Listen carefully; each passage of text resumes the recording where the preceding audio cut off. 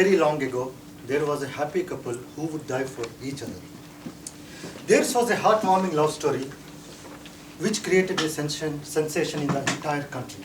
It was because a poor guy, Sahil, from a farmer's family, went on to marry a very rich girl, Purvi, from an affluent background. And they lived happily ever after. That's what everybody thought.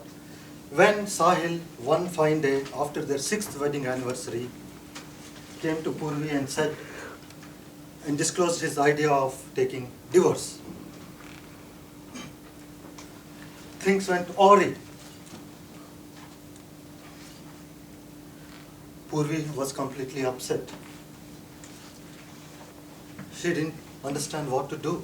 She actually left a complete fortune and joined Sahil, married Sahil. And everybody was surprised how could a small-time guy could marry a rich, very rich girl. What did Sahil do that very rich girl married a poor guy like Sahil? One day when I accidentally entered into their house, the tempers were running high. Unable to see, tears rolling down Purvi's cheeks, I asked, "What happened, Purvi? What happened?" Purvi broke down, saying, "He doesn't get it, Arif. He just doesn't get it." Reiterating time and time again, he doesn't get it and he just doesn't get it. Purvi broke down. Okay. "My once beautiful world is in tatters, Arif." Even as I tried to console her, saying, "Every marriage has undergone this dreaded phase." But an unrelenting Purvi said, "You know, Arif, it was so different in the beginning. It all began with a steaming cup of cappuccino at the neighborhood cafe coffee day. He swept me off my feet by cooking dinner, wrapping little presents, making handmade cards, walking alongside the park, feeding ducks, and once he even acted like my dog when I came back from He wagged the tail with one hand, hung out his tongue, dragged my skirt with his teeth towards the kitchen. I didn't know what was happening. I screamed, "Sahil, what are you doing?" He barked like my dog, "Whoa, whoa," and said, "Oh my darling, this is my way of expressing love." He pretended rich during courtship. I knew he wasn't. The very next day, I got to know he runs a business that deals with manufacturing toothpaste caps. On our 2nd wedding anniversary, Arif, he said, "Marriages are made in heaven and we are like peanut butter and jelly honey." He took deep breaths, whispered sweet nothings and said, "Your heart and my life without you is a knot." It was all magical. I thought he was a romantic, an eternal romantic, but how wrong I was. You ask him anything now, he tells in bullet points. Oh, no. 6 years into the marriage, things are very different now. It appears I have married an emotionally stunted man. We fight over petty things. Whenever we go to cinema, he creates unnecessary hassles on seating arrangements. Going to shopping with him is a nightmare. He always looks at the labels and compares costs. It's disgusting. He often quotes the divorce of our neighbor, Munjal Bhai Junjunwala, pointing that the couple is fighting a legal battle on who should own the dog. And if such a thing happens to him, he says he will give away the dog. How curt he is. Whenever I ask something from the fridge, it is never there. The less said, the better about his car keys, wallet, comb, jam, butter, and all those petty items, as if it is my responsibility. And believe me, Arif, it's a big, big, big thankless job. I'm fed up. God, I'm fed up with these dull dinner dates. Didn't you know, Arif, how Nanika's family went for a swim in the middle of the night? It was unbelievable.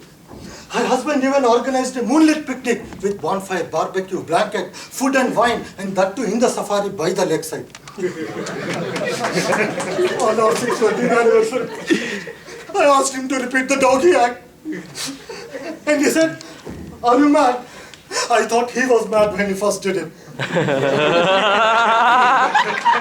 Despite all this monotony, I'm still trying to live up to his expectations. He did not have Shah Rukh Khan's charisma, neither he had Ambani's fortune, but I gave him everything, more than what he wanted, including my heart, and I'm ready to give even my soul. Even before Purvi could utter another word, Sahil swiftly remarked, Arif, tell this Damini to stop there, please. I don't need her soul anymore. To hell with her, yeah? How am I supposed to be a mind reader? I am increasingly feeling the pressure to keep her on the hook. Whenever she blows off and says something sort of kinky, I feel like she ripped my heart out and stepped onto it. Terrible! You remember the other day she asked me which saree to wear for the office party? When she had already decided, why should she ask me? I spent 3 hours and 47 minutes to select that piece from Brissa in Panjagutta. That sleeveless King Georgette blouse with an amazing combination of blue color, beautifully crafted on Georgette saree base. It had gorgeous resham work. The pallu was adorned with small booties, and the border was highlighted with colored stones, resham, and an aesthetic zari embroidered bag. She would have looked angelic. Instead, she wore that Kanjivaram pattu saree with all the bankrupting jewelry she bought from Kalyan Jewelers during Ashadam sale. She was looking like a perfect South Indian bride straight out of a wedding pandal. I was embarrassed to go to the party. Being a manager, I became the butt of everybody in the office. And she didn't talk to me for a week after that. I didn't know the reason. When I pleaded innocence, she remarked, all men are same. Weren't you flirting with that bimbo? I said, what bimbo? Which bimbo? You know, Arif, she was referring to Palomi Chanchar, that 47-year-old. Enough of nonsense, yaar. Purvi interrupts. Yes, Sahil, I did criticize you. Just because you have changed a lot these days. Your Facebook activity has multiplied of late. Who is that Facebook fox? What about those nudges and pokes? And how about that sexy office stranger who sent an SMS? We are waiting for you at the training. Completely frustrated, I spanked Sahil on his head and said, dirty fellow, didn't I tell you not to marry models? They are all high maintenance bombshells. Sahil screamed, shut up, Arif! Unable to bear this, I even came up with 33 easy fixes to everyday blunders. But even that doesn't seem to work. I thought my life will be good after Daksh, my son, came into our life. Ever since she is behaving as if she is living in a convent. I screamed, shut up! These things happen in marriages, buddies. A 50-minute stormy session later, I gave mantras to make this marriage work. Purvi's mantra is, kill him with kindness, and Sahil's mantra is, ensure you guys stay away for at least 10 days every 6 months, and every year plan for a 15-day, wildly adventurous forest trip. Deep down the jungle wood, where there is no bonfire, no barbecue, no blanket, no food, no wine, just live in the Stone Age and come back. And Purvi and Sahil follow these religious mantras religiously, and on the occasion of their first son's wedding anniversary, Purvi walks up to me and says, thank you, Arif, for enabling us to survive the 7-year marriage, otherwise our marriage would have been on the rocks. And I would put all my money on your mantra of staying away for each other. For every couple, this much personal space is required. Thank you. Awesome. Oh.